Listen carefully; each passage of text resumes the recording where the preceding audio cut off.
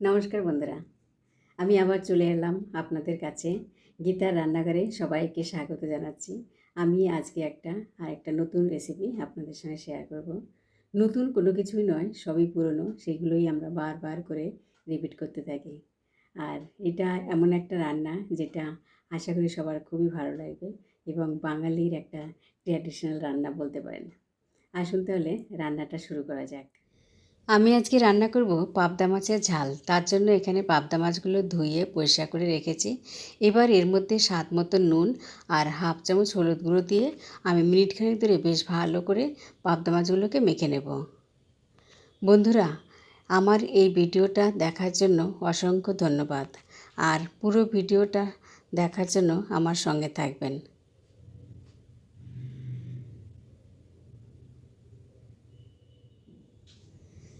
মাছ ভাজার আগে আমি একটা মশলা তৈরি করে নিচ্ছি।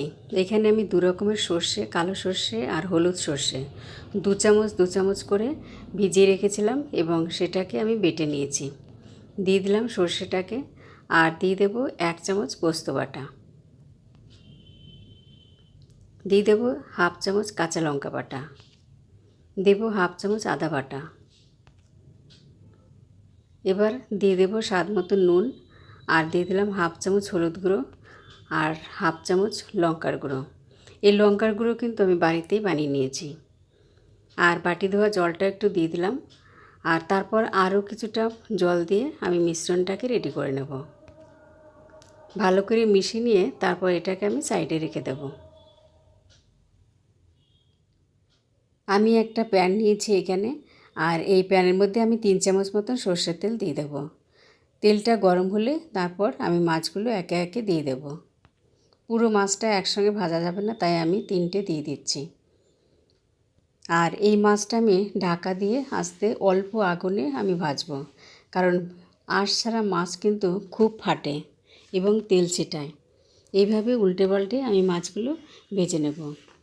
আর বাকি যে মাছগুলো ছিল সেইগুলো আমি এইভাবে একই পদ্ধতিতে ভেজে তুলে নেব।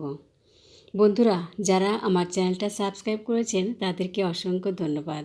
আর যারা এখনও আমার চ্যানেলটা সাবস্ক্রাইব করেনি, অনুরোধ করব সাবস্ক্রাইব করে নিয়ে আমার চ্যানেলের নতুন বন্ধু হয়ে যান। আর বেল সাইনটা অবশ্যই অন করে রাখবেন, যাতে নতুন নতুন রান্নার রেসিপি আপডেট করার সাথে সাথে আপনার কাছে পৌঁছে যায়। সমস্ত মাছগুলো ভেজে আমি রেডি করে নিলাম। এবার ওই মাছ ভাজার তেলের মধ্যে আমি হাফ চামচ মতন কালো জিরে দিয়ে দেব। এই কালো জিরের থেকে যখন সুন্দর একটা ভাজা গন্ধ বেরোবে, তখন আমি যে মিশ্রণটা তৈরি করেছিলাম সেই মিশ্রণটা দিয়ে দেব আর বাটি ধোয়া কিছুটা জলও দিয়ে দেব।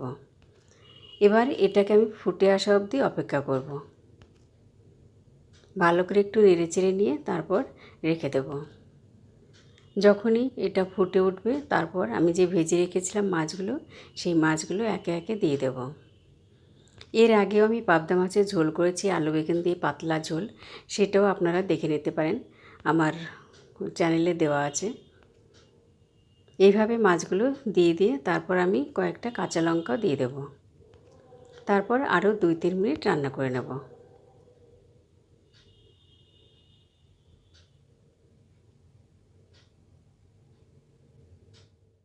রান্নার শেষ পর্যায়ে চলে এসেছি। এবার সামান্য একটু ধনেপাতা কুচি আর 1 চামচ সর্ষের তেল দিয়ে আমি এটাকে ঢাকা দিয়ে 2 মিনিট রেখে দেব আর গ্যাসের ফ্লেমটাকে বন্ধ করে দেব।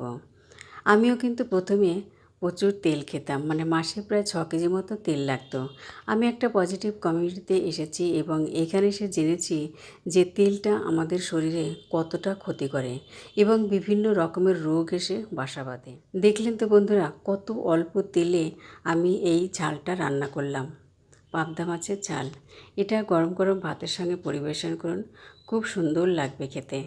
আপনাদের সঙ্গে শেয়ার করি, আমাদের নিজেদের ভালো থাকার জন্য আমরা সারাদিন হাইড্রেশন মানে জল সারাদিন কতটা খাবো। আমাদের সায়েন্টিফিক ওয়েতে বলা হয় যে 20 কেজিতে 1 লিটার জলের দরকার। 70% আমাদের বডিতে জল থাকে, তবু কিন্তু আমাদের একটু জলের অভাব হলে আমাদের বিভিন্ন রকমের সমস্যা হয়। মোটামুটি 3 থেকে 3.5 লিটার জল সবারই খাওয়া উচিত। যখনই জলের অভাব হয় শরীরে, তখনই আমাদের মাঝরাত্রে অনেক সময় দেখা যায় হার্ট অ্যাটাকটা চলে আসে। ওই জন্য শোয়ার সময় অবশ্যই হাফ গ্লাস জল খেয়ে শোবেন। সবাই খুব ভালো থাকবেন, সুস্থ থাকবেন। ধন্যবাদ। টিপস আপনাদের সঙ্গে শেয়ার করি, আমাদের নিজেদের ভালো থাকার জন্য।